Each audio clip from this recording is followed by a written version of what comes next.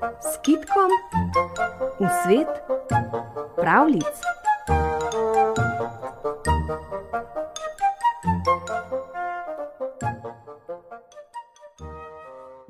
Za sadovnjakom sta se srečala Petelinček in Kokoška. Prišla sta, da se nazobata orehov. Jedla sta in jedla, potem sta se usedla in nazadnje je Kokoška rekla: Kako rada bi se vsaj enkrat peljala v kočiji. Počakaj malo, je rekel Petelinček, kočijo ti pa že lahko naredim. In je naredil kočijo iz orehovih lupin. Kokoška izlezla nanjo, bila je več kot zadovoljna. Lepo, lepo, je rekla, zdaj se bom lahko peljala, kar povleci. Misliš, da ti bom za konja? Se je razjezil Petelinček. Jaz, ki sem županov petelin? Ne, če že, potem bom kočijaš. Vleče naj kdo drug. In kot nalašč je mimo prišla raca. Lepa kočija, je rekla.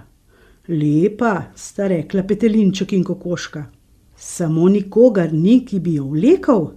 Če bi jo mogoče ti, je zinil Petelinček in se je raci dobrikal tako dolgo, da je privolila. Vpregal jo je v kočijo, tlesknil z bičem in pognal. V galopu so zdrveli čez svet.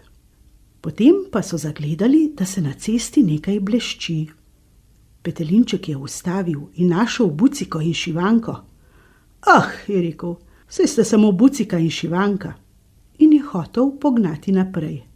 A Bucika in Šivanka sta prosili: Vzemite še naju, naj greva na kočijo. Pa ju vzemiva, je rekla Kokoška. Presneto suhi sta, poglej, kako sta mršavi, nekam se že stisneta. No prav. In sta ju vzela in so šli naprej. Prišli so do gostilne. Znočilo se je, zato so se ustavili in prosili za streho. A gostilničar je bil spodoben mož. Ni se mu zdelo, da bi jih pustil naprej. Ne, je rekel, ta gostilna ni za take, kot ste vi. Pa vendar, je prosil Petelinček, morda bi se pa vendar našel kakšen kot. In je obljubil jajce, ki ga bo Kokoška znesla.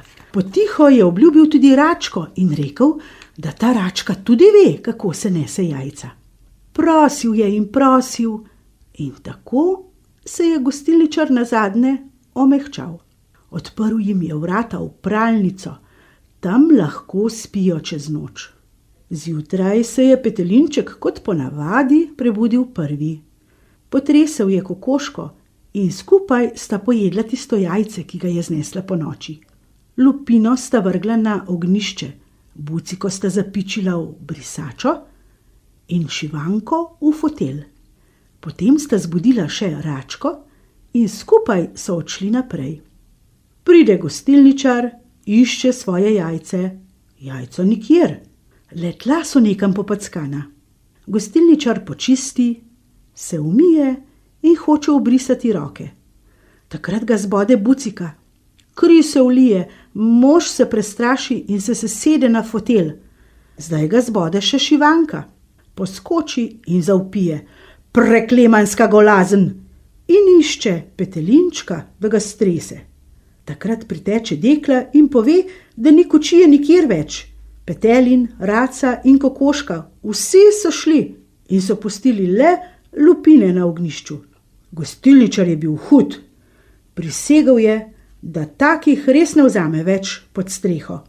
In zato, vidite, Petelinčki in Kokoške danes spijo le še v kurnikih. V gostilnah pa že dolgo ne več.